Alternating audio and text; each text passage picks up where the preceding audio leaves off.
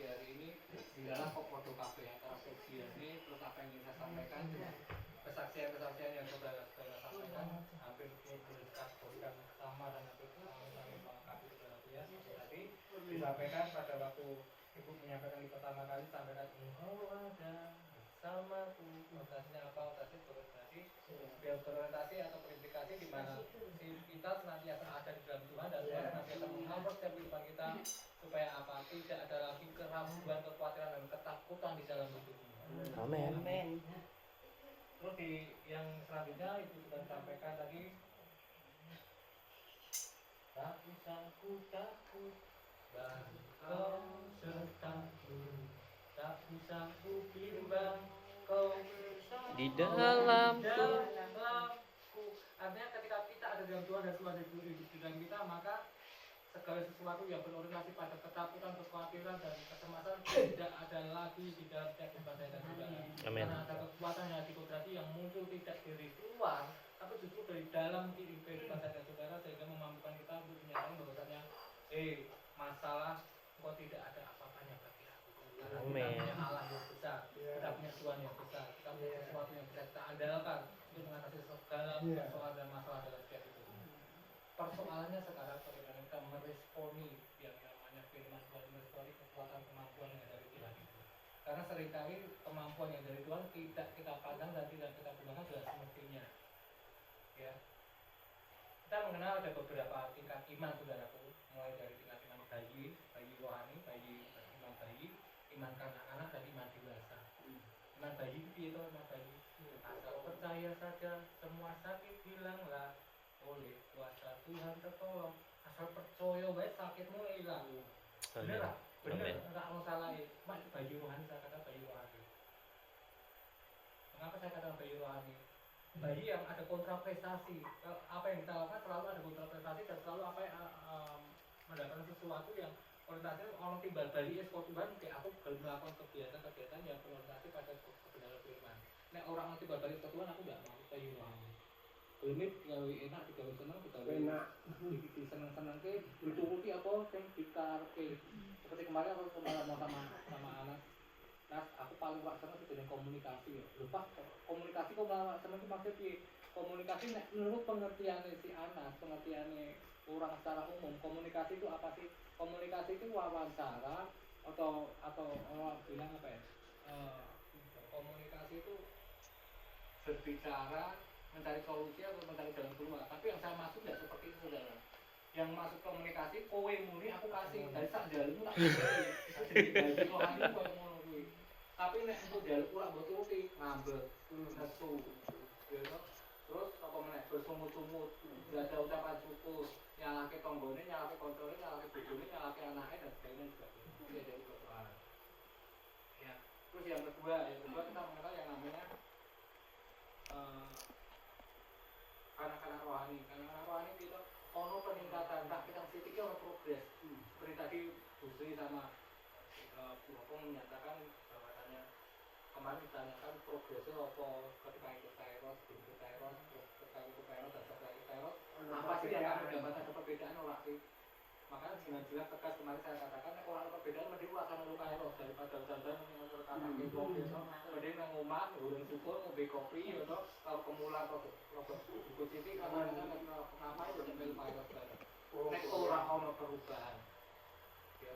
Tapi ketika kita tadi melihat dari berbagai macam kesaksian yang ada, saya merasa ada sesuatu yang Tuhan sudah bersihkan buat saya dan saudara yang menuju ke arah perbaikan demi perbaikan di dalam tingkat rohani. Kembali lagi pada pokok persoalan, ketika tadi saya sampaikan kanak-kanak rohani itu, kanak-kanak rohani itu ada peningkatan, ada progres dalam pengenalan akan firman Tuhan dan pengenalan akan Tuhan itu sendiri. Ya. Terus dasarnya apa? Percaya Gusti Yesus. Percaya toh? Terus rumah sakit bilang lah, enggak. Percaya Gusti Yesus. Lan manut ulangi. Ada sesuatu yang harus dikerjakan, ada sesuatu yang harus diaplikasikan dalam kehidupan sehari-hari. Orang berpercaya toh. Memang firman Tuhan katakan bahwasanya asal percaya baik semua sakit hilang. Asal percaya baik tanpa kamu melakukan sesuatu, tanpa percaya aja kita sudah bisa mendapatkan yang namanya mukjizat. Itu bagi rohani. Tapi di dalam kebenaran firman kita mau belajar untuk mengalami namanya lompatan-lompatan secara iman, lompatan-lompatan secara rohani, lompatan-lompatan bagaimana kita mengalami suatu pemutarbalikan keadaan awake dhewe iki ora bayi-bayi terus itu owek karo owek tok gitu. Nek jabut kemponge owek-owek nek tancep meneh itu bayi rohani. Kita enggak mau seperti itu. Jadi harus ada peningkatan secara iman dan rohani.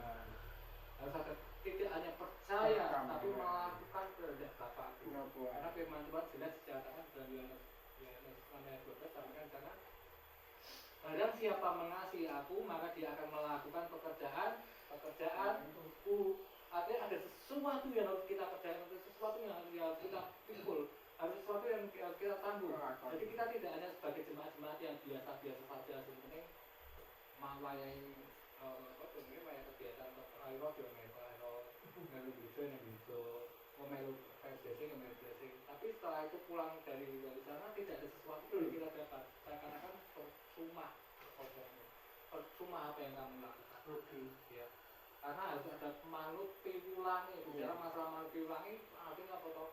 Manut itu apa toh? Manut itu nuruti apa yang dikatakan difirmankan Tuhan dan diaplikasikan dilakukan dalam kehidupan keseharian supaya tidak hanya Tuhan yang mempunyai karakter yang ketuhanannya secara ilahi, tapi awake dhewe juga mempunyai karakter Kristus. Nah tujuannya apa? Tujuannya seperti tadi saya sampaikan, barang siapa mengasihi aku maka dia akan melakukan pekerjaan-pekerjaanku. Tugas tanggung jawab pewartaan kabar keselamatan yang berorientasi pada kebenaran firman atau kabar baik yang sering kita sebut dengan sebutan Injil itu kabar baik katanya Tuhan ya. Kuwi ora tugasnya Tuhan Yesus mbek rasul-rasul itu. Tapi juga tugasnya awake dhewe sebagai orang-orang yang memang percaya dan mengasihi Tuhan. Karena jelas Tuhan menyatakan barang siapa mengasihi aku maka dia harus melakukan pekerjaan itu. Bahkan pekerjaan-pekerjaan yang lebih besar lagi. Artinya apa? Orang tugas tanggung jawab yang harus kita pikul, yang harus kita ambil, yang harus kita lakukan ketika kita belajar dan berusaha untuk dan mengatakan kita mengasihi Tuhan. Karena itu hukumnya pasti. Orang mungkin mengatakan aku mengasihi Tuhan tapi tidak melakukan pekerjaan-pekerjaan Tuhan, tidak mungkin. Karena hukumnya hukum pasti. Artinya apa? Ada sesuatu yang harus kita kerjakan. Nah persoalannya ketika kita belajar untuk melakukan apa yang menjadi pekerjaan Tuhan, kita terjebak dalam suatu kondisi dan keadaan di mana pelayanan itu kudu pelayanan ibadah. Orang yang ibadah berarti lah pelayanan. Pelayanan itu benar yang hujung dengan hujung itu ora pelayanan. Pelayanan itu benar yang ngomong ibadah, orang ibadah berarti lah pelayanan. Salah sebenarnya. Salah. Karena salah. Di mana tempat lain? Karena begini, yang namanya pelayanan itu ditentukan atau ditentukan oleh yang namanya kapasitas dan kualitas diri kita masing-masing. Nah, kapasitasmu dikai Tuhan dengan kapasitas yang hanya bisa melayani dengan apa? Dengan pujian, penyembahan. Dia wis lakukan dan maksimalkan. Sebenarnya ngopo Tuhan itu kepengen bukan orang yang mampu, tapi orang yang mau. Yes. Karena ketika kita mau, pasti dimampukan. Tapi nek mampu, orang mau, orang gelem, buat apa? Rugi. Ya pertanyaannya, persoalannya sekarang, bisakah dan mampukah kita mengasihi Tuhan dan mengaplikasikan apa yang Tuhan mau dan firman kita lewat pekerjaan-pekerjaan Tuhan? Itu yang jadi pokok persoalan. Gelem apa ora? Nek wis gelem pasti dimampukan. Karena firman Tuhan katakan, aku akan menyertai engkau senantiasa sampai pada akhir zaman. Nek sing menyertai Tuhan, Tuhan gelem tombok apa ngancani kok. Pasti nomboki, pasti melengkapi. Tidak hanya menyertai tapi melengkapi lah. Bicara masalah melengkapi, persoalannya ketika kita mempunyai kelengkapan dan kelengkapan itu tidak kita gunakan, maka yang terjadi adalah percuma. Rugi. Gitu. Duit tapi nggak gunake. Ibarat kata begini. Ini saya analogi seperti ini. Misalkan mau main dengan nanti orang tumbuhan perdu itu apa alang-alang, kayak semak belukar, yang kurang jelas lah keting ini apik lah pokok ya untuk pertama-tama nanti perdu itu lah jelas orang guna, orang apik bahkan membahayakan soalnya apa itu secara mulu. Dan ketika saudara mempunyai keinginan untuk membersihkan perdu itu, membersihkan alang-alang dan membersihkan rumah dan sebagainya, rumput-rumput yang tak jelas kulit, saudara mempunyai perlengkapan yang namanya sabit atau pemotong rumput. Tapi ketika saudara tahu itu mempunyai tapi tidak dengan gunakan, dengan justru malah menggunakan tangan kosong, apa yang terjadi? Kebuler, kosong, ora resik, hasilnya maksimal. maksimal. Tapi ketika saudara menggunakan kapasitas dan apa namanya sesuatu yang saudara punyai, itu kita gunakan secara maksimal, maka hasilnya akan lebih maksimal. Makanya saya mengatakan pada saudara, Tuhan itu ora menjadi wong sing duwe kemampuan, tapi wong sing punya kemauan.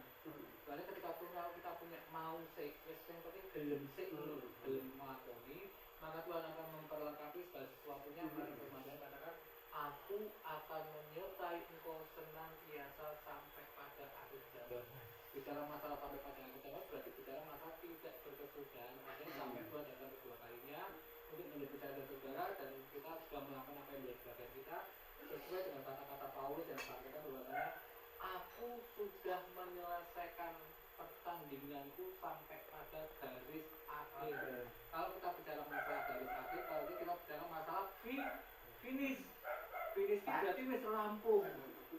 Tapi berapa banyak dari orang-orang kita, saudara kita, bahkan orang-orang yang berorientasi pada notabene pada penggembalaan, pada pekerjaan dan sebagainya, dia tidak bisa mencapai garis akhir. Soalnya apa? Soalnya orang konsisten dengan apa yang sudah menjadi tujuan utama dan tidak menjadi impiannya dia, bahkan tidak sesuai dengan apa yang Tuhan mau dalam setiap hidupnya. Maksudnya Tuhan kuwi nek Tuhan mengadakan suatu pertandingan, orang itu melakukan atau mengikuti suatu pertandingan, selesaikan sampai garis akhir. Kowe masalah kalah atau masalah menang itu urusan carry. Pertanyaannya sekarang nek kowe gelem nglakoni sampai garis akhir, Tuhan akan berikan kemampuan. Seperti saya sampaikan, Tuhan akan memberikan kemampuan. Tuhan akan memberikan sesuatu yang lebih, sehingga kita bisa mencapai suatu garis akhir dan mencapai kemenangan yang sejati. Ya, kita mau buka kebenaran firman Tuhan pada malam pada siang hari ini dengan satu kebenaran firman Tuhan. Kita mau dasari di dalam Roma 8 ayat yang ke-28. Roma 8 ayat yang ke-28. Sudah ketemu? Roma 8 ayat 28. Sudah ketemu? Amin. Yuk kita baca bersama-sama. 2, 3. Kita tahu sekarang bahwa Allah turut bekerja dalam segala sesuatu. Ulangi lagi. Bahwa Allah turut bekerja dalam segala sesuatu untuk mendatangkan kebaikan bagi mereka yang mengasihi Dia, yaitu bagi mereka yang terpanggil sesuai dengan rencana Allah. Sekali lagi saya sampaikan, ya, saya katakan bahwasanya Roma 8 ayat yang ke-28. Kita tahu sekarang, kowe ngerti saiki, nek Allahmu itu turut berarti apa? Melu berarti apa? Ada di dalamnya, ada di dalam bekerja di dalam segala sesuatu, ikut melakukan segala sesuatu untuk mendatangkan kebaikan. Artinya Tuhan tuh ikut melakukan segala sesuatu yang kamu kerjakan, yang kamu alami, yang kamu kerjakan dalam kehidupanmu untuk mendatangkan kebaikan bagi mereka yang mengasihi dulu. Seperti tadi saya sampaikan, barang siapa mengasihi aku, maka ia akan melakukan pekerjaanku. Kalau kita korelasikan dengan firman Tuhan pagi hari ini, mereka yang mengasihi Dia. Jadi Allah turut bekerja di dalam segala sesuatu untuk mendatangkan kebaikan, sesuatunya yang baik di kemudian hari, asalkan opo bagi mereka yang mengasihi Dia, bagi mereka yang melakukan pekerjaan Allah, yaitu bagi mereka yang terpanggil sesuai dengan rencana Allah. Ya, jadi ini harus kita pahami bahwasanya Allah itu bekerja dalam segala sesuatu untuk mendatangkan kebaikan, Pak. Tapi udah kok kayak terus. Pertanyaannya sekarang, apakah kamu sudah melakukan apa yang menjadi bagianmu? Bagianmu apa? Bagi mereka yang mengasihi Dia. Korelasinya apa?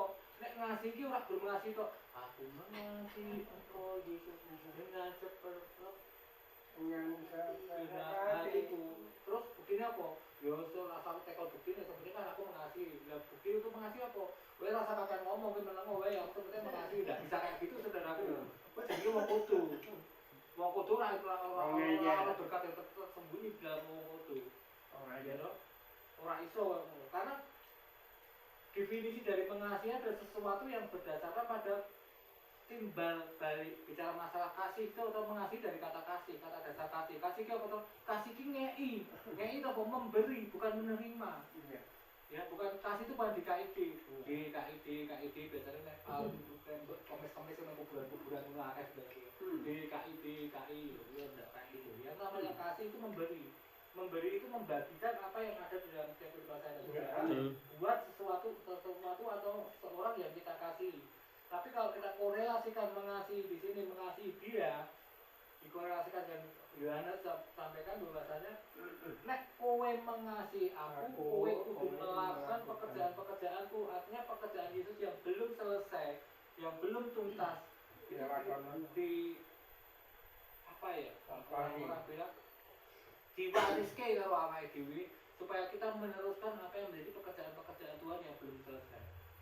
Ya, karena firman Tuhan katakan jelas menyatakan bahwasanya aku akan pergi meninggalkan engkau tapi jangan takut aku akan memberikan kepadamu roh penolong. Artinya apa? Yesus meninggalkan saya dan saudara orang serta-merta ditinggal kayak yatim piatu membiarkan engkau sebagai yatim piatu enggak. Tapi ada sesuatu yang ditinggalkan yang justru akan membawa kamu kepada kebenaran.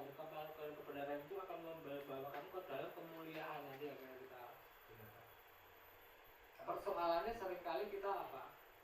Ingkari yang namanya kebenaran firman, ingkari yang namanya kabar baik, ingkari yang namanya firman. Ya. Makanya itu dengan tegas menyatakan yaitu bagi mereka yang terpanggil sesuai dengan rencana Allah. Tuhan Allah itu merencanakan hal yang baik buat awak dewi. Terus direncanakan dari awal jadi serupa, segambar, secitra dengan Allah. Ya persoalan ngopo kok justru malah Tuhan itu sudah memberikan sesuatu pilihan yang enak-enak, yang apik-apik, cerita yang apik-apik, tapi ngopo itu kok orang baik-baik saja. Ngopo? Jadi jadi bahan pertanyaan. Salah Tuhan kah? Apa salah Dewi kah? Atau salah siapakah? Nah, jangan dikatakan supaya kerajaan Allah dinyatakan. Wah, sampai itu benar. Mengapa saya katakan seperti itu? Karena kita mempunyai hak bebas untuk memilih dan menentukan yang terbaik buat setiap kehidupan saya dan saudara. Pertanyaannya sekarang seringkali yang terbaik buat awake dhewe iki bukan terbaik buat Tuhan. Karena apa? Karena kita tidak berkaca, tidak bertumbuh pada kebenaran firman, tapi kita bertumbuh pada pengenalan diri sendiri, bertumbuh pada keegoisanmu, bertumbuh pada kebebalanmu, bertumbuh pada kebodohanmu, bertumbuh pada kedablekanmu, seolah-olah saya pintar untuk menghadapi segala sesuatu. Bahkan Tuhan katakan degil. Karena kedegilanmu, kedablekanmu, karena dananya sangat bodohanmu. Akhirnya nek wis koyo ngono nyalahke Tuhan. Tuhan, aku kok dadi uripku koyo ngene. Bahkan wong sing tidak mengenal Tuhan sekali pun uripku luwih enak-enak. Saya katakan pada saudara, mereka enak bukan karena mereka tidak mengenal Tuhan, tapi mereka meresponi apa yang menjadi kebenaran firman Tuhan. Diresponi dengan benar-benar. Dan pertanyaannya awake dhewe sing duwe firman, sing mempunyai hak untuk mendapatkan firman, kok tapi berkrungu ora ngrungokke itu ya ora dilakoki. Jadi masalah. Firman katakan, renungkan firman siang dan malam, ku pegang titahmu dan kulakukan. Itu yang membuat orang dunia seringkali mengalami damai sukacita daripada awake dhewe yang berhak mendapatkan damai sukacita yang sesungguhnya. Soalnya apa? Awake dhewe krungu kuping kiwa, metu kuping tangan. Metu kuping kiwa. Nek mlebu kuping kiwa metu kuping tengah dhewe mending ana gantol-gantole ning tengah-tengah. Mending saudaraku. Tapi nek mlebu kuping kiwa atau metu kuping kiwa berarti kedegilan kupingmu, ndableke kupingmu sing ora iso diomongi, ora iso dikandani sehingga menimbulkan apa? Dampak apa? Firman itu kembali dengan sia-sia. Orang gantol ning otak besar kene terus firman jadi nempel. Lah wis nang ora wis ngono nyalahke Tuhan. Tuhan kok uripku tidak jauh lebih baik daripada orang-orang dunia. Gitu. Firman Tuhan jelas menyatakan bahwasanya jikalau kehidupan keagamaanmu dalam tanda kutip garis miring kebenaranmu tidak jauh lebih baik daripada orang-orang Farisi dan ahli-ahli Taurat, firman Tuhan berkata apa? Kamu tidak berhak masuk kerajaan surga.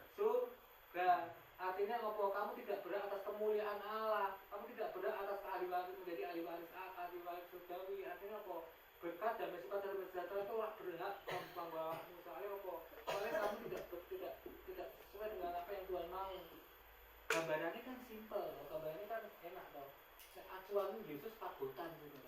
Ikut ahli Taurat dan orang-orang Farisi. Yang awake dhewe ketika ahli Taurat dan orang-orang Farisi itu tabiate kelakuannya kaya apa. Awake dhewe satu jengkal di atas mereka wae lho awake dhewe sebenarnya. Ya, kalau dikatakan jika kehidupan keagamaanmu atau kebenaranmu tidak jauh lebih baik daripada ahli Taurat dan orang Farisi, nek kehidupan keagamaanmu kebenaranmu itu ora lebih baik dari wong-wong kae. Ya pokoknya tidak masuk dalam kerajaan surga. Tapi nek lebih baik daripada itu, berarti masuklah kerajaan surga. Masuklah dalam kemuliaan. Masuklah dalam lewat surgawi. Masuk. Bukan itu aja. Simpel loh. Gambarannya wis jelas, pacuane ono, patokane ono, persoalane justru malah dhewe iki ora lebih baik dari mereka, tapi justru masuk dalam tolak ukurnya mereka, bahkan lebih buruk di bawah mereka. Itu dari persoalan. Alasannya yang penting percaya wae. Percaya wae kan selamat. Ya selamat. Tapi apakah kamu mendapatkan kelimpahan berkat? Belum tentu. Kalau mendapatkan damai sejahtera belum tentu. Dari ahli surgawi, Tuhan katakan kamu tidak berhak masuk kerajaan surga. Terus selamat kok. Nek selamat terkosong gopo. Selamat terkosong gopo. Wong awake dhewe iki ahli waris surgawi, dijadikan sempurna serupa yang lain-lain tuh menciptakan tidak dijadikan serupa dan sempurna. Untuk awake dhewe. Bahkan kitab-kitab lain menyatakan Allah menciptakan Adam dengan kedua tangannya, wis titik benar-benar tidak jadikan serupa segambar dengan kita. Bahkan Allah menyatakan, marilah kita ciptakan manusia serupa segambar be awake dhewe. Jelas Allahmu koyo awake dhewe itu koyo awake dhewe. Tangan, sikil, betis, muka, wajah dan sebagainya. Sementara yang lain menyatakan Allah itu oleh orang sok awake dhewe mempunyai kepastian hukum secara jelas, kepastian iman secara jelas. Nek Allah awake dhewe koyo awake dhewe. Bahkan jelas menyatakan di dalam apa ini? Jelas dinyatakan bahwasanya karena begitu besar kasih Allah akan dunia ini sehingga dia mengaruniakan anaknya itu dalam wujud dan bentuk manusia yang sesungguhnya sing bakal memberikan gambaran, acuan, pengertian, pembelajaran bagi awake dhewe secara langsung, diberikan contoh secara langsung ora guru Allah ngomong-ngomong kok. Seperti kemarin saya sempat singgung bahwasanya kita mengenal 3 zaman. Zaman pertama zaman Bapa, zaman Allah. Zaman Allah itu waktu itu iso ikut pemerintah ngei larangan menghukum. Pemerintah ngei larangan kamu hukum dengan tulah lah, dengan air bah lah, dengan bencana lah. Tapi karena begitu besar kasih Allah di dunia ini, maka di dalam kasihnya ini Allah memberikan anaknya yang tunggal dalam bentuk Yesus yang padha awake dhewe, bentuk ene padha awake dhewe, walaupun dia dikandung dari Roh Kudus, dilahirkan oleh perawan Maria yang tidak melakukan hubungan mendapatkan figur Yesus itu sendiri dengan keilahiannya yang sangat luar biasa, turun ke dunia orang pemerintah ngongkon larangan hukum orang, tapi apa memberi contoh yang konkret, memberi contoh yang nyata. Kowe iki apa to mbek aku yo kowe iso ngrasake nek kok iki loro, aku yo iso ngrasake loro. Kowe iso ngrasake ketakutan, iso ngrasake kekhawatiran, aku yo iso ngrasake kekhawatiran, ketakutan. Bahkan tidak ada ketakutan yang pernah dialami manusia di dunia ini seperti yang ketakutan yang dialami Yesus. Buktinya apa Pak? Buktinya pernahkah saudara-saudara mengalami satu ketakutan sampai mengeluarkan titik-titik seperti darah, keringatmu dan darah pernah? Itu yang namanya pecah pembuluh darah oleh karena ketakutan yang terlalu sangat luar biasa di dalamnya. Pernah nggak? Ono nggak? Semua pemberikan kata untuk kita. Orang Yesus pernah mengalami seperti hal semacam demikian. Berarti wedi-wedimu itu saya wedi Yesus ini ya. Yesus mengalami satu ketakutan. Yesus kok wedi Pak? Yesus kan Allah dalam keilahiannya dia tidak menggunakan keilahiannya sebagai sesuatu yang harus dipertahankan. Tapi dia merelakan dirinya, bahkan rela mati di kayu salib. Kamu apa? Kamu sopo? Nek dipikir secara karena begitu besar kasih Allah dunia ini sehingga dia mengaruniakan anaknya itu supaya barang siapa percaya kepadanya tidak binasa melalui itu dan artinya apa? Yesus Allah itu tidak hanya ngongkon perintah hukum seperti di zaman Bapa, tapi di zaman anak Tuhan sudah menyatakan dirinya lewat putranya yaitu Yesus Kristus sebagai manusia secara utuh, manusia kalam nafsi dan kalam lapsi, artinya 100% manusia dan 100% Allahnya itu untuk menjadikan orang figur yang tidak hanya ngongkon merintah hukum, tapi memberikan contoh secara konkret, secara humanis, secara nyata. Iki lho kudune wong ngene dengan hikmatnya yang sangat luar biasa, bahkan di dalam umur yang ke-12 tahun dia bisa bercakap-cakap dengan ahli-ahli Taurat dan dia bisa menjawab setiap pertanyaan persoalan dari ahli Taurat, sehingga dia ada banyak orang yang menyatakan wong iki sak jadi sopo sih wong iki kok duwe hikmat sedemikian rupa dan bisa menjawab setiap pertanyaan dan persoalan dari ahli-ahli Taurat. Ya. Umur Tuhan. Hikmat ilahiannya sudah dia tunjukkan di situ. Amin. Tapi dia tidak menggunakan itu sebagai sesuatu yang harus dipertahankan dan diagung-agungkan. Dia rela mati di kayu salib, bahkan memikul beban yang sangat luar biasa, beban yang seharusnya dia tidak tanggung dan dia tidak pikul. Ya, gitu. Itu membuat itu. Karena begitu besarnya kasihnya, maka dia merelakan anaknya yang tunggal supaya ini orang bisa ngongkon merintah hukum, teman bisa produk di awal itu merasakan sakit, merasakan khawatir, merasakan diri. Tapi di dalamnya ada sesuatu yang ingin dia sampaikan yaitu apa? Percaya. Banyak sekali mujizat-mujizat Yesus yang berorientasi pada bagaimana kita harus percaya. Nah, Yesus di zaman Yesus ada mujizat seperti itu yang berorientasi pada percaya. Apakah mujizat itu masih terjadi sampai sekarang ini, Pak? Masih, saya masih. Apa tergantung di awal masing-masing. Apa tergantung pada masing-masing. Secara manusia tidak mudah, saudaraku. Karena di dalam globalisasi yang berorientasi pada bagaimana kita tidak melihat bahwasanya mujizat-mujizat Yesus yang secara langsung bisa dinyatakan lewat kemanusiaannya. Wong sing wis bareng-bareng Yesus pada waktu zaman anak Adam, masih ada beberapa orang yang tidak percaya, bahkan murid-muridnya tidak percaya kepada mujizat Yesus. Tapi Yesus dengan jelas menyatakan berbahagialah orang yang tidak melihat namun percaya. Gampang ora? Gampang diucapno. Apalagi kalau kita bicara masalah bagaimana kita berorientasi pada hal-hal yang berorientasi pada kekhawatiran. Pertanyaanku saat ini, apakah dengan kekhawatiranmu dapat menambah sejahtera dalam jalan hidupmu? Apa nek wis kuwatir masalahmu selesai? Apa nek wis kuwatir mulu ki persoalanmu terselesaikan? Apakah dengan kekhawatiranmu terus kowe ora ada masalah meneh? Kabeh tergantung dari mindset kita. Selama kita masih mempunyai impian, kita masih mempunyai masalah. Persoalannya meresponi setiap permasalahan itu yang menjadikan persoalan bukan acuan atau persoalan di dalam kehidupan yang ada. Jadi kabeh tergantung responmu. Karena respon akan sangat mempengaruhi jalan atau teknik atau taktik yang nantinya akan kita lakukan untuk mencapai suatu impian itu sendiri. Tergantung respon. Pengandalan akan dirikan, pengandalan akan manusiakah, atau pengandalan akan Tuhan, itu yang menjadi bahan pilihan.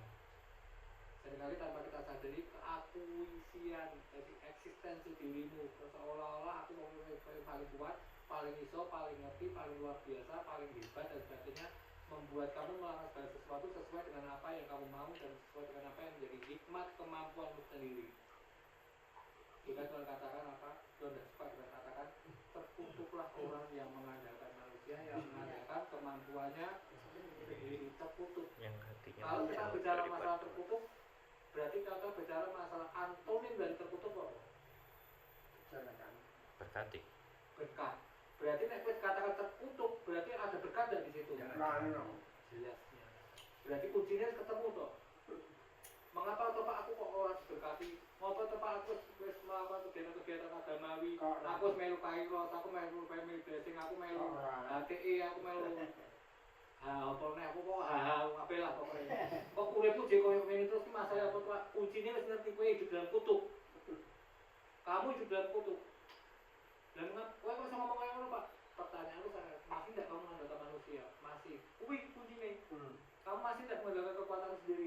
masih. Ya kuwi kucine. Karena kunci supaya kita tidak mendapatkan kutuk apa? Andalkan dan sandarkan kehidupanmu pada Tuhan. Amin. Jelas menyatakan. Bahkan Tuhan katakan berbaktilah kepadaku saja dan cintailah aku lebih dari segala sesuatu. Hukum Taurat jelas menyatakan seperti itu. Ya. Jangan pernah ada ilah-ilah yang lain. Jangan pernah ada Tuhan-Tuhan yang lain. Tapi tanpa kita sadari kita menjadikan diri kita sebagai Tuhan. Tanpa kita sadari kita menjadikan teman kita sebagai Tuhan. Tuhan itu apa sih? Tuhan itu yang kita sembah, kita sanjung, kita puja, kita tinggikan. Tidak seperti itu juga. Begitu dari Tuhan ketika kita memberikan hidup kita sepenuhnya pada sesuatu, dan sesuatu itu menjadi sesuatu yang berotoritas dalam hidup kita, kuwi Tuhan. Termasuk di surat Al-Ma'arij saya sampaikan, tidakkah kau tahu bahwasanya ada beberapa kaum yang menuhankan hawa nafsu. Berarti hawa nafsumu ya Tuhan. Apa hawa nafsu buat sembah, buat uji, buat apa-apa? Enggak. Tapi ketika kita menyerahkan hidup kita sepenuhnya dalam kepada sesuatu, dan sesuatu itu berotoritas penuh dalam hidup kita, yokui Tuhan. Tuhan nggak mau kayak gitu. Makanya seringkali tanpa kita sadari kita hidup di dalam kutuk. Buktinya apa? Buktinya kita tidak bisa mendapatkan yang namanya berkat. Karena kutuk dan berkat tidak bisa hadir secara bersamaan. Yes, betul. Orang bakal iso. Iya. Aku dikutuk tapi aku diberkati, saya ngomong sopo.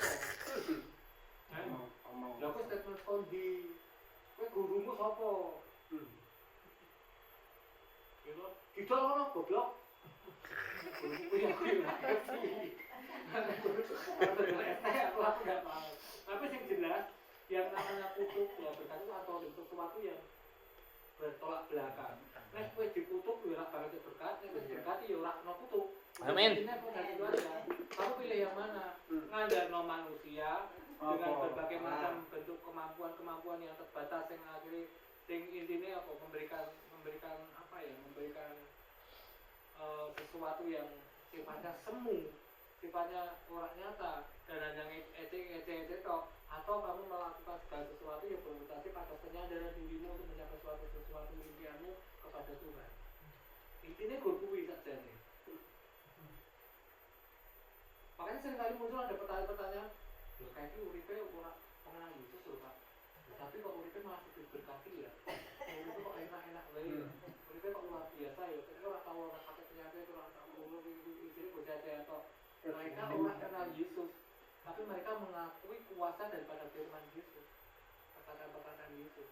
Jadi orang-orang anggap Yesus perkataannya sih dianggap, ya, karena apa? Otaknya wis doktrin. Nek kowe murtad halal darahnya, makanya wedi murtad. Lalu pada dasarnya dia percaya penguasa tunggal yang mampu melakukan banyak mukjizat dan melakukan berbagai macam pemutabaran keadaan hanya figur atau sosok yang bernama Yesus. Cuma karena otaknya wis didoktrin koyo ngono koncone akeh, salah koyo apa nek koncone akeh dadi bener. Ya pilihan berarti Pak, karena mereka melakukan kebenaran firman. Ngopo kok ora tahu loro uripe sehat terus.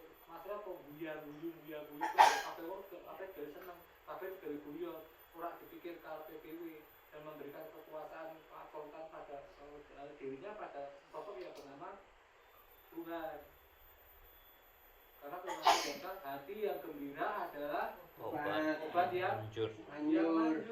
Tapi semangat yang padam keringkan tulang. Jadi aku mau berpikir, iya ya. Wah besok ayat tadi Piye. Wah besok bayar ratusan. Iya ya. Piye keropos tulangmu. Dalam melaku sedelo ngono tabrak pitik tiba toplek sikile ya. Orang ketak keropos tulangmu. Tapi hati yang gembira adalah obat yang manjur. Ya, wis ora kok kita sampai khusus itu apa kita tahu apa ya wis sak karepmu yang penting aku sehat. Dampak daripada gembiramu, hati yang gembira yang ada dalam hidupmu, dampaknya sing ngrasake sapa? Awake dhewe. Awake sing ngrasake. Jadi jangan pernah siksa hidupmu dan pernah siksa dirimu dengan sesuatu yang ora pasti. Apakah dengan kekuatanmu dapat menambah jasa dalam hidupmu? Ora. Apa wis kuwatir kabeh wong dipikir. kayak kok iso tuku kontrasannya ya. Aku ora iso dipikir. Gue nek kono wong melu tarian yang menarik dipikir meneh. Ono tuku motor dipikir. Ya wong urip kok entek go mikir ki wong iki ngapain. Padahal nek wis kadung kakean mikir ngono ora ono ati yang gembira, ati yang gembira. Nek wis loro sing ngrasake loro sapa? Dewe. Awake dhewe. Lah wong kae sing mbok pikir loro ora? Loro. Dengan dampak yang kita dapatkan itu apa yang mereka lakukan? Paling mentang-mentang kayaknya busuk-busuk sih sekali loro ya busuknya bisa paling kayak 10.000, 20.000 baru selesai. Tapi busuknya ngerasa loro terus nanti bulan-bulan. Soalnya apa? Iki nih sih tak jelas, tak benar. Simple toh. Cuma terkadang hal yang simple seperti kata-kata Roh Kudus. Kata Roh Kudus seolah-olah lirik, seolah-olah orang terdengar. Tapi ketika itu tidak diresponi, dampak yang ditimbulkan ketika kita tidak meresponi suara Roh Kudus sama saja dengan penghujatan. Bahkan firman Tuhan katakan dosa yang tidak terampuni dan diampuni ketika kita menghujat Roh Kudus. Lah kok ngono Pak? Ya karena Roh Kudus itu awal dhewe ngerti dalam hakikatnya Tuhan itu Allah kita kan berarti beda. Hakikatnya Allah Bapa, Allah Putra, Allah Roh Kudus. Iso lagi dipisahke? Ora iso. Nek kamu memisahkan salah satu dan menjadi salah satu berarti kamu menghujat ketiga-tiganya. Iya. Ketiganya yang esa ora iso mepisahke. Telu ki kudu siji. Lah wong ngalah siji wae ra iso kok ngalahke telu iki, ora bakal iso. Makanya dosamu nggak bakal terampuni. Soalnya apa kamu penghujat dan penghujat berarti penghujat Allah Bapa dan Allah Putra. Padahal bahkan firman Tuhan katakan jangan ada padaku ilah-ilah yang lain. Jangan ada padaku sesuatu yang nantinya akan membuat aku cemburu. Karena Allah kita adalah cemburu. Makanya firman Tuhan katakan dosa yang tidak terampuni dan tidak diampuni adalah yang menghujat Roh Kudus. Kowe membunuh orang iso diampuni. Kowe berzina iso diampuni. Kowe maling iso diampuni. Tapi kan ngene firman Tuhan ngene Taurat kan tidak boleh Pak. Tidak boleh itu kan maksudnya tidak boleh itu adalah larangan dan hukum-hukum yang harus kamu lakukan. Persoalannya ketika terjadi pemutar balikan keadaan kowe mengakui dosa dan kamu tidak melakukan lagi, maka semuanya akan bisa diselamatkan. Ketika Yesus bertobat dengan seorang perempuan Sunda, pada waktu Yesus hukum Taurat harusnya dirajam. Tapi ketika Yesus ada di situ, apa yang dia katakan? Barang siapa tidak pernah berbuat dosa boleh melempar batu untuk yang pertama kalinya. Kemudian yang melempar batu siapa? Yesus. Yesus harusnya. Aku dia tidak pernah berbuat dosa. Tapi apa yang Yesus lakukan? Dia katakan pergilah dan jangan berbuat dosa lagi. Nah ketika ada jangan berbuat dosa lagi, ketika ada usaha untuk tidak melakukan dosa lagi dan berbaik pada sesuatu yang hakiki, yaitu sempurna dalam hidup kesopanan dengan Allah, maka Yesus katakan selamete kuwi lho nang kono. Keselamatannya nang kono. Bahkan orang yang tidak pernah berbuat dosa sekalipun tidak merajam dia dengan batu. Taurat katakan dia harus dirajam. Bahkan dirajam orang di balang watu loh. Tapi orang yang beda-beda loh. Di balang watu sampai mati. Nah, kalau di balang watu tok mending di balang watu tok pisan ora apa-apa. Sampai mati. Proses untuk menuju kematian dipenggal nanti. Enak dipenggal. Gonjengking niku siji loro telu napa pok udah sih. Enak ora rasa loro. Lagi di balang watu kok. Nek watune langsung watu gede bongkah pas kerane sirah tak langsung saya pecah utek metu misalkan dia langsung mati enak. Lah nek watune sak mene-mene. Saudi jajal piye jajal. Kuwi ngrasake loro sampai mati lho rasane koyo loro. Aja nek Tuhan Yesus gitu. Akibat dari perbuatan dosa itu koyo ngono lho rasane koyo. Tapi Yesus menyatakan dengan jelas tegas adalah kasih dan tidak bisa diperdebatkan oleh siapapun dan apapun juga. Banyak siapa tidak pernah berbuat dosa boleh lewat pertama kali. Soalnya Yesus ngerti orang ono wong ning dunia iki sing ora tahu berbuat dosa. Makanya untuk mengalihkan itu semua, untuk membuat suatu alibi dan membuat sesuatu yang dipertanggungjawabkan dan tidak bisa menemukan biar orang lain tidak menemukan perbantahan. Ya wis akhirnya Wis ngene wae rasa kakek ngomong ki meneng kabeh aku tak ngomong. Nek sing sapa wae ora tau berbuat dosa dan tidak mau pernah melakukan kesalahan wis lepas pertama kali. Akhirnya apa yang terjadi? Tidak ada satupun orang yang melakukan itu. Dan apakah Yesus yang tidak pernah berbuat dosa melempar batu? Tidak. Aku pun juga tidak akan melakukan hal yang sama. Iya. Tapi dengan tegas, jelas, dengan kasih dia menyatakan, pergilah lungono dan jangan berbuat dosa lagi. Artinya dalam proses perginya dia pasti ada sesuatu yang nantinya akan membuat dia jatuh lagi ke dalam dosa yang sama. Tapi tegas Yesus menyatakan di dalam ayat-ayat yang selanjutnya, ayat yang selanjutnya, dan jangan ojo gawe dosa maneh. Bicara dari dosa itu berarti Yesus menyatakan dan ojo jinah meneh ngono. Tidak, jangan berbuat dosa lagi. Artinya apa? Semua yang berorientasi yang berhubungan dengan dosa, ojo mbok lakoni. Ora berzina tok. Nek aku dosanya berzina berarti aku ngaku dosa zina tok ya yang lain. Bisa ngrasani wong. Kayak tadi anak-anak telah menyatakan, "Weh, ora ana tulisannya haram untuk dipangan. Ora ana tulisannya halal." Berarti minumannya haram. Yang membuat haram itu bukan apa yang masuk dalam mulutmu, tapi apa yang keluar dari mulutmu. Karena semua yang masuk dalam mulutmu semua artinya kejaban besok pagi. Iya, keluar. Tapi apa yang keluar dari mulutmu? Perkataan-perkataan kotor, perkataan busuk, perkataan yang menyesatkan, perkataan-perkataan kebohongan, perkataan-perkataan yang membuat kamu hidup dalam dosa. Itulah yang membuat haram dalam hidup dosa. Amin. Makanya hati-hati. Amin. Enak deh, melu Yesus itu enak-enak raina. Enak-enak raina. Enak-enaknya apa? Enak ya raina, ning enak. Kita punya hal yang bebas, cuma ya asalkan nurut. segala sesuatunya harus kita pertanggungjawabkan dan memang segala sesuatu kebijakan yang disampaikan orang iso dibantah. Seolah-olah misalnya kayak Pak Lukas. Pak Lukas nek seneng karo seneng sekak. Nek wong sekak iki pasti piye carane supaya skakmat. Iya. Jangan kasih kesempatan kalau lawannya itu mencari remis. Remis itu ora kalah ora menang, ojo ke kesempatan. Apa meneh ke kesempatan menang, ojo nganti. Ya Yesus itu seperti itu saudara. Dia untuk kasih kesempatan orang untuk melakukan suatu perdebatan, supaya apa yang dia sampaikan menjadi ya dan amin. Orang harus bisa bantah meneh. Bahkan ahli-ahli Taurat menyatakan bahasanya wong bocah iki sapa to? Wong iki sapa to? Kok iso ngantek mempunyai hikmat yang kaya ngono. Bahkan ahli-ahli Taurat pun dibuat orang iso ngomong. Wong iki sak dadi sapa? Gumun. Wah, terus nek awake dhewe saiki yo awake dhewe iso ngomong.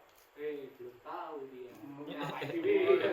Tapi di zamannya orang ana sing ngerti. Bahkan banyak sekali orang yang menolak menyatakan Tuhan iki maksudmu. Ngomong sing benar, Tuhan iki lho Quran itu tukang kayu kok. Yang tukang kayu tidak jauh-jauh dari tukang kayu. Orang tukang gaji ya tukang serut, orang tukang serut tukang pasar, orang tukang pasar ya tukang nutup palu, nutup paku. Orang ajos kau Yusuf pada waktu itu yang masuk menjadi tukang kayu. Tapi tanpa kita disadari oleh orang-orang di zamannya bahwa dia adalah Allah yang berinkarnasi menjadi manusia dalam bentuk yang sempurna. Haleluya. Itu maksud sempurna apa? Kalam laksi dan kalam laksi. 100% Allah dan 100% manusia yang pernah mengalami sakit, ketakutan yang sedemikian rupa, bahkan ketakutan yang dia alami tidak pernah dialami oleh orang-orang yang ada di dalam dunia ini sebelumnya. Oh, haleluya. Saking medine, saking khawatir, saking mamane, saking iya, begini saking wedine sampai berkeringat seperti titik-titik darah. Itu menandakan roh kahanan lewat pori-pori tubuh ya. Ono ora wong sing ono. Berarti ketakutanmu tuh ora ono apa-apa. Masalahmu ora ono apa-apa. Kekhawatiranmu ora ono apa-apa.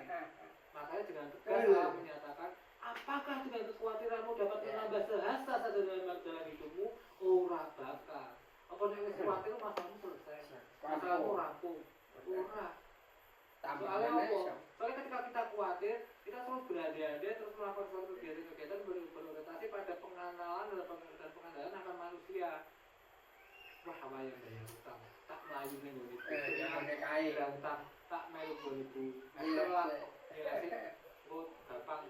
Pengandalan itu pengandaian terhadap Pengandaian manusia manusia ini yang Tuhan katakan dengan jelas tegas menyatakan haleluya. terkutuklah.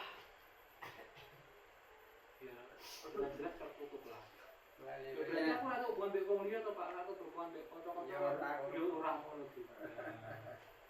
Tapi artinya apa toh? Artinya ketika kamu menyadarkan tujuan hidupmu, untuk sadar mbek menungso untuk mencapai tujuan hidupmu. Ya kuwi sing ora ento. Tapi nek hanya berrelasi dan berkorelasi Ya, ya ora apa-apa. Terkadang Tuhan pakai oknum-oknum tertentu, pakai figur-figur tertentu, pakai orang-orang tertentu untuk menjadi sarana berkati Allah itu. Amin. Persoalannya sekarang apa? Pertanyaannya bener lah iki saka Tuhan, apa saka memang Menungso reka-rekamu baik. Nek saka reka-rekamu baik, dampaknya pasti tidak sesuai dengan apa yang Tuhan mau, yaitu damai sejahtera dan sukacita. Dan gue nek wis ngono nyalahke Tuhan. Gue jadi ngomong ini, tidak bisa begitu.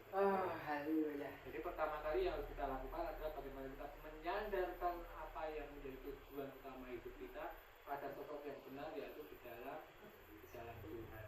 Amin. Ya, sebab semua orang yang dipilihnya dari semula, mereka juga ditentukannya dari semula Iya. untuk menjadi serupa Pada dan gambaran anaknya, supaya ia anaknya itu yaitu Yesus menjadi yang sulung di antara banyak orang. Jadi artinya awak dhewe duwe figur mas utawa figur kakak yang sulung, yaitu Yesus yang menjadi acuan sing dari awak dhewe, ngarahke awak dhewe, nyontone awak dhewe secara langsung dan nyata. Ora go ngomongi ngandani merintah, mak juga nyontoni. Ya, nyontoni dengan gambaran anaknya supaya ia anaknya itu menjadi yang sulung di antara banyak saudara. Ya, artinya awak dhewe punya paugeran, punya hukum, punya acuan, punya sesuatu yang kita contoh dan percontohan. Supaya apa? Dan mereka yang ditentukannya dari semula, mereka itu yang dipanggilnya dan mereka yang dipanggilnya, mereka itu juga dibenarkannya. Mereka juga orang dibenarkannya di ayat yang terakhir sampaikan mereka juga dimuliakannya. Kalau kita bicara masalah dimuliakannya, berarti bicara masalah bagaimana kita menerima sesuatu yang menjadi bagiannya awak dhewe sebagai ahli waris surga. Yesus dimuliakan sedemikian rupa, awak dhewe sing dadi adik-adik Yesus kuwi, Yesus anak sulungnya, saudara sulung kita. Awak dhewe juga mendapatkan kemuliaan yang dari Allah Bapa. Saya kira itu yang bisa pada siang hari ini. Semoga firman Tuhan pada siang hari ini terima dan berfungsi apa-apa saudara, supaya kita tidak hidup lagi di dalam kekhawatiran dan tidak mengandalkan kehidupan kita pada mengandalkan manusia yang lain. Bagaimana kita belajar untuk memberikan dan menyerahkan otoritas kita dalam kepada Tuhan, dan biarlah Tuhan yang berotoritas secara absolut secara keseluruhan dalam kehidupan kita. Amin. Demikian dalam Tuhan Yesus memberkati. Sampai di sini ada yang mau ditanyakan, atau ada sesuatu yang mau disampaikan, ada sesuatu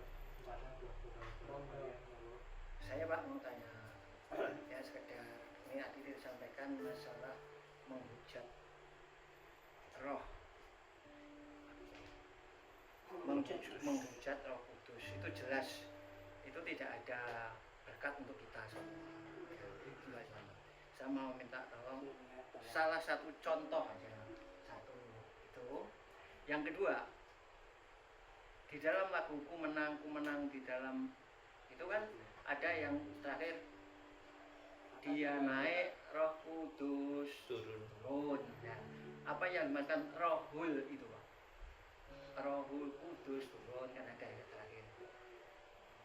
Nah itu aja, dua itu aja contoh tadi. Kalau kita bicara masalah bagaimana kita menghujat itu adalah sesuatu yang boleh dilakukan penolakan. Ya. Ketika kita menolak tidak serta-merta Roh Kudus dan Yesus Roh Kudus.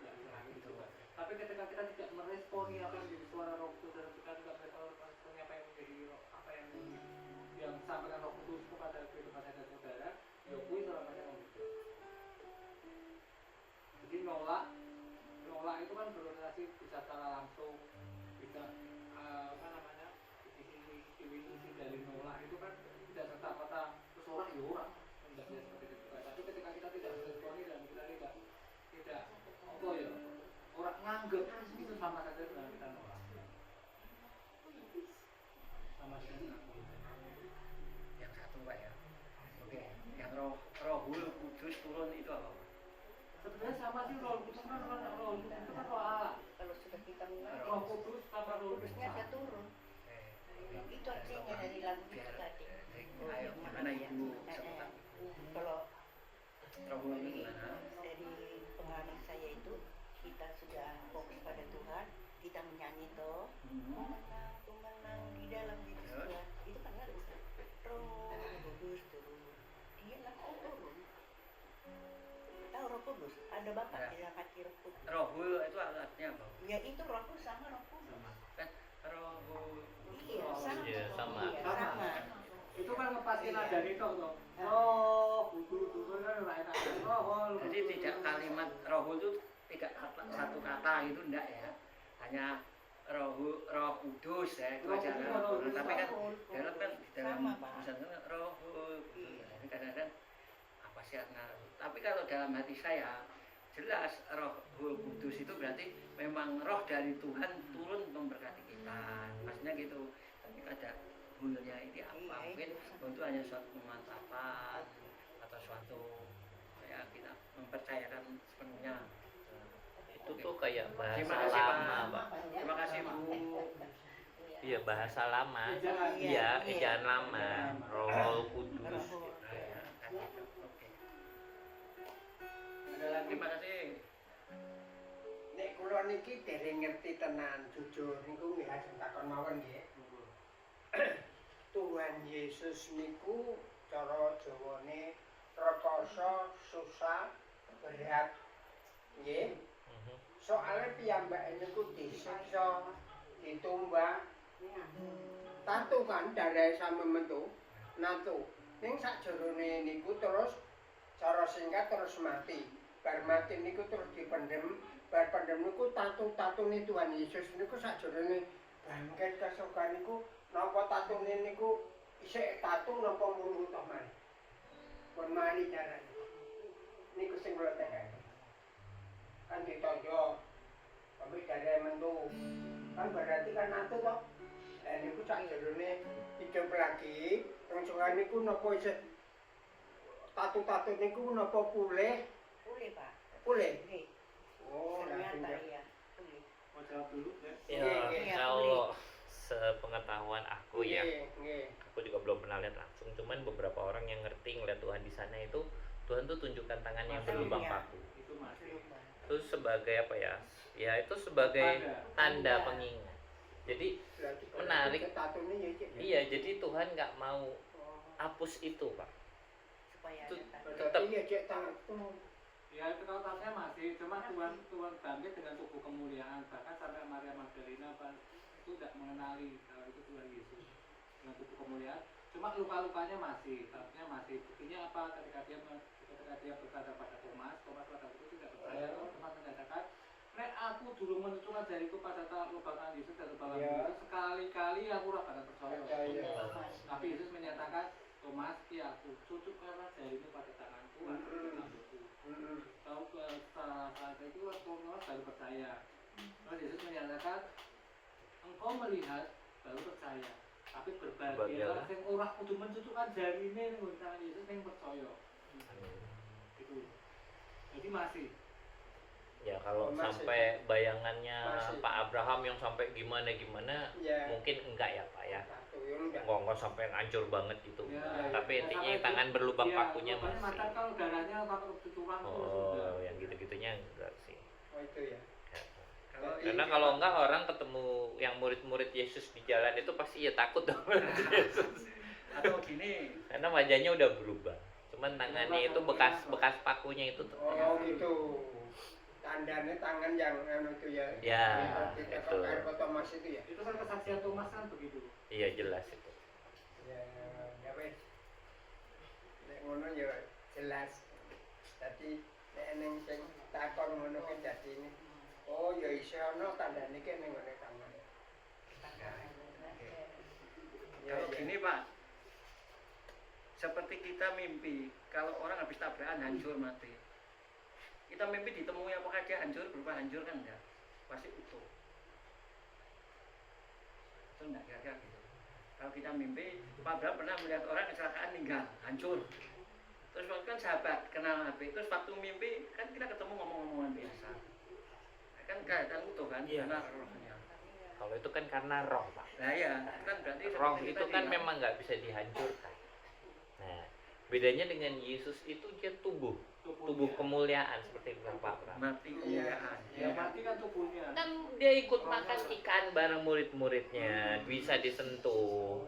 Beda, iya, bukan roh. Bisa disentuh Pak. Iya. Ya kita nanti yang kalau sebelum akhir zaman entah di tengah perang, entah sebelum perang nggak tahu pasti, kita diangkat sama Tuhan, nanti yang sungguh-sungguh sama Tuhan ya pakai tubuh kemuliaan juga gitu, ikut merasakan ya. Iya. Makanya saya bilang Pak Abraham terus hidup aja, panjang umur, nanti diangkat Tuhan langsung. Aku ya seneng terus. Wis tak Jelas jelas jalan kalau ini Bisa pokoknya kan urip panjang nih ngambil ora bagi aku yang mau anu. Ya betul. Tapi ya panjang umur, Panjang, pun sehat, bahagia. Seneng ngono. Komplit ya ngomongnya. Gula ya. bagus. Ya sama man ya. Lah surah mikir apa-apa memikir mengini kuda. Keselamatan niku Pak. Puji Tuhan. Oke. Sampun marem sanget monggo keteranganipun firman nggih. Mboten-mboten ingkang kula takeke masalah firman kula pun jelas paham banget. Nek kula lho niku inasara mboten bisa sempurna kabeh iki kudu ngerti mboten ning kula singkat utawa singkat tembung firman iki wae kula pun marem. Nggih? Nggih. Soale cocok kabeh, ora kleru kabeh. Nggih. Lah, Sing keliru kula. Mboten kleru. Wong kleru karo ora ya ketara lho. Dikeliru dilurus gitu Pak. Bener karo ora ki ketara kok. Oh, Lah lek ngrungokke pripun nek mboten sakit ngoten. Puji Tuhan. Aduh. Sampun. Monggo Pak Pram lanjut.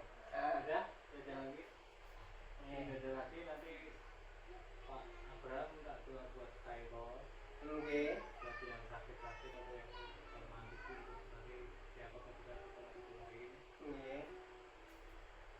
Terus Pak Lukas kan minta tolong juga untuk pelayanan Kairo depannya. Pelayanan pelayan Kairo depannya biar Kairo tidak menjadi sesuatu yang notabene hanya satu kegiatan rutinitas, tapi biar ada dampak nanti yang ya. Terus Pak Abraham saya minta didoakan dalam dua minggu pekan ini saya sering sakit. Ngaten iki. Ini sakit-sakit tadi juga. Terutama ya pinggang. Sowan Gusti Dua Yesus. kali jatuh ditabrak Nggih. orang. Nah ini kan jadi ya cari berkat Nggih. keselamatan kami. Niku ngelingke. Ngelingke. Mboten napa-napa. Betul. Panjang Gusti Allah niku sae. Amin. Terima kasih Tuhan Yesus Kristus, kami sungguh mengucap syukur dan bersyukur kepadamu karena anugerah pemberian yang besar kasih-Mu. Pertama-tama kami sungguh mengucap syukur atas firman-Mu. Firman-Mu itu iya dan amin. Amin. Kami percaya tanpa firman-Mu semuanya itu sia-sia. Kami percaya firman-Mu yang disampaikan hamba-Mu Bapak Abraham. Ya Tuhan. Oh Tuhan, Kau berkati. Berkat secara jasmani maupun rohani, terutama berkat kesehatan selalu melayani Tuhan Kau tingkat-tingkatkan. Amin. Kemampuannya, kebenarannya, kita serahkan di tangan-Mu dan kuasa-Mu Tuhan Yesus Kristus, Pak Pramsa warga ini. Amin. Kami percaya karena sudah memuji, menyembah Tuhan, itu jadi kesenangan-Mu Tuhan. Amin. Jadi Tuhan itu kalau dipuji, kalau disembah, senang. Memang itu kesenangannya Tuhan, tujuanipun Tuhan, semua orang kudu menyembah Tuhan dan memuji Amin. Tuhan. Terima kasih Tuhan. Kami sungguh bangga punya Allah seperti Engkau Bapak. Kami berdoa khusus untuk gerejamu. Gereja putih Pak? Kairos. Gerejamu untuk Kairos. Kau tingkatkan, kau kembangkan, kau penuhi jiwa, kau panggilkan jiwa yang mampu memanggil jiwanya Tuhan Yesus Kristus. Tidak ada lain, hanya Tuhan Yesus Kristus yang memenuhi gerejanya, yang memanggilkan jiwanya. Kami percaya karena Engkau Allah segala-galanya, Raja di atas raja, Allah yang layak disembah setiap saat dan setiap waktu. Kami sungguh mengucap syukur doa kami untuk gerejamu Kairos ini. Dan kalau misalnya ada jemaat yang sakit, sembuhkan Tuhan. Karena Tuhan Yesus penyembuh, Allah segala-galanya. Kami percaya tanpa Tuhan Yesus Kristus, ya, semuanya dikasih. Kau pulihkan apa yang merasakan sakit Tuhan, kau cabut. Sakit yang kau cabut. Kau pulihkan Tuhan. Pulihkan. Karena itu kepunyaanmu dan anak-anakmu. Ampuni ya Tuhan. Ampuni semua kesalahannya anak-anakmu. Ampuni. Nggak ada yang benar, semuanya itu salah. Sesuai dengan firman.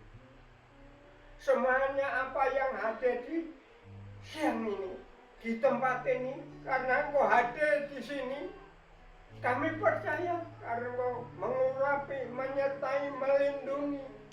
Tanpa penyertaanmu, pelindunganmu, tidak bisa apa-apa. Penyertaanmu dan pelindunganmu sempurna Bapak, kami percaya. Semua yang hadir siang ini, Kau berkati. Amin. Berkat secara jasmani maupun rohani, terutama berkat kesehatan. Ya Tuhan. Apa yang kita usahakan, apa yang kita dikerjakan, juga Engkau berkati. Semuanya yang hadir siang ini, karena Tuhan Yesus Kristus hadir di tempat ini. Kami percaya Tuhan, kami juga berdoa Ibu Susi yang sudah menyiapkan tempat, yang sudah menyiapkan makanan. Tuhan, kami bersyukur Tuhan, karena itu kasih-Mu, anugerah-Mu, pemberian-Mu. Ibu Suci-Mu hanya menyampaikan saja, karena berkat semuanya dari Tuhan Yesus Kristus. Terima kasih Tuhan. Sekali lagi kami menyerahkan semuanya dan seluruhnya di tangan-Mu dan kuasa-Mu. Biarpun kami tidak menyebut nama satu dengan yang lain, kemampuan kawula terbatas Bapak. Hanya Tuhan Yesus Kristus kemampuannya yang tidak terbatas. Amin. Kami percaya Engkau Allah segala-galanya, Raja di atas raja, Allah yang kuasa, Allah yang layak disembah setiap saat dan setiap waktu. Kami juga berdoa khusus untuk Ibu anak sawarga. Ibu anak sawarga semuanya sudah dicukupi. Kami berdoa supaya usahanya, pekerjaannya Engkau beri rezeki yang mengalir. Engkau beri kelancaran anggenipun usaha menapa kemawon. Kula percaya untuk anak sawarga Engkau beri kesehatan, kekuatan, selalu melayani Tuhan. Apa yang diminta Ibu Anas, terutama Kau cukupi ekonominya, usahanya, Kau berkati.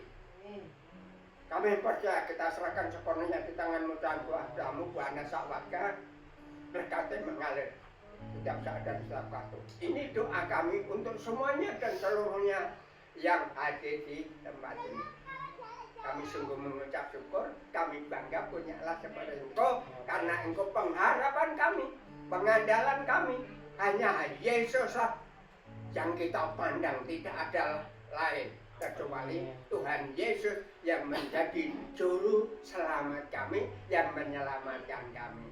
Dalam nama Yesus Kristus, kami telah berdoa dan mengucap syukur. Haleluya. Amin. Terima kasih Bapak yang di surga. Kami percaya pada hari ini Kau hadir di sini dan bangga melihat anak-anakmu yang selalu memuji menyembah Engkau. Dan terima kasih Tuhan, berkati untuk keluarga Bapak Sam sekeluarga, Bapak Bram sekeluarga, yang selalu memberi berkat-berkat firman-Mu yang jadi pedoman hidup kami. Dan kami bangga Tuhan, semenjak ikut Engkau, kami selalu dan senantiasa bangga karena selalu mencukupi keluarga kami dan mencukupi keluarga semua yang percaya kepada Engkau. Terima kasih Tuhan, berkatilah pelayanan-pelayanan Pit Kairos yang ada di Muja Tuhan, supaya lebih lancar lagi, lebih baik lagi, dan Engkau turunkan pasukan-Mu untuk membimbing orang-orang supaya diperbanyak pada pertemuan persekutuan di Kairos Muja. Terima kasih Tuhan, juga berkati untuk Kairos di Semarang Tuhan, terutama di Mulia maupun di Aluna maupun di Horizon Tuhan. Kami percaya tempat-tempat itu kosong untuk Engkau Tuhan, dan berkati untuk semua yang ada kota Semarang terutama bisa hadir untuk bertemu, untuk bersama-sama memuji menyembah Engkau di tempatnya. Terima kasih Tuhan, dan berkati pelayanan-pelayanan Pak Sam maupun Pak Pram yang berada di luar Semarang pun, yang berada, saya dengar ada di Boyolali ataupun di mana saja, di Surabaya, di mana Engkau berkati Tuhan, karena ini adalah suatu kepercayaan bapak-bapak, mereka hanya ingin menyenangkan hati Engkau. Terima kasih Tuhan, terima kasih. Juga terima kasih semua Tuhan, apa yang telah Kau berikan kepada kami, kepada semuanya yang selalu memberkat untuk kami semua. Kami percaya keselamatan kami, keselamatan semua yang ada di menyertai Engkau, itu selalu Engkau bimbing dan Engkau atur dan Engkau berikan semua yang terbaik untuk kami. Terima kasih Tuhan, terima kasih. Dalam nama Tuhan Yesus Kristus kami sudah berdoa. Haleluya. Amin. Amin. Pada akhirnya Tuhan, firman sudah selesai kami sampaikan. Diri Tuhan itu yang akan melakukan setiap kami, memandang orang Kristen hidup kami, yang kami akan menerima setiap firman dengan benar dan sungguh-sungguh. Biarlah firman pada pagi hari ini tidak akan kembali sia-sia. Amin. Dan dalam setiap firman kami, dan semakin hari kami semakin diteguhkan dengan percaya kami pada Engkau, dan kami tidak hidup lagi di dalam kekhawatiran dan kekhawatiran, karena kami tahu kami punya Allah yang benar, punya Allah yang senantiasa melingkupi setiap kehidupan kami dengan segala sesuatu yang dari dalam setiap kehidupan kami, dalam tangan-Mu. Bahkan firman berkata, Engkau Allah yang terus bekerja dalam segala sesuatu untuk mendatangkan kebaikan bagi setiap orang yang percaya pada Engkau. Terima kasih Bapa, pada akhirnya Tuhan, terima kasih untuk ibadah pada siang hari ini. Terima kasih untuk penyertaan-Mu, terima kasih untuk selama ini untuk mengajar kami. Kita sebenarnya akan pulang ke tempat kami masing-masing. Amin. Tuhan bersertai setiap kami. Amin. Sampai ke tempat kami masing-masing. Amin. Kau pakai armada yang kami gunakan, menjadikan sebagai sarana untuk kami berbuat. Amin. Percaya semua kami di sini sudah menerima kuasa di dalam ibadah. Amin. Terima kasih Bapa, mari saudaraku angkat tanganmu dan kita Haleluya, puji Tuhan. Haleluya. Tuhan berkati Engkau dan melindungi Engkau. Amin. Menyinari Engkau dengan wajah-Nya dan memberikan Engkau kasih dalam dunia. Amin. Tuhan menghadapkan wajah-Nya kepadamu dan memberi Engkau damai sejahtera. Amin. Kasih dari Allah Bapa, Amin. Kristus dan persekutuan yang hidup dalam Allah Kudus. Amin. Dengan biasa mengikuti setiap kehidupanmu. Amin. Sekarang dan sampai selama-lamanya. Iya. Dan berkat Tuhan Iya. Yesus Kristus dan setiap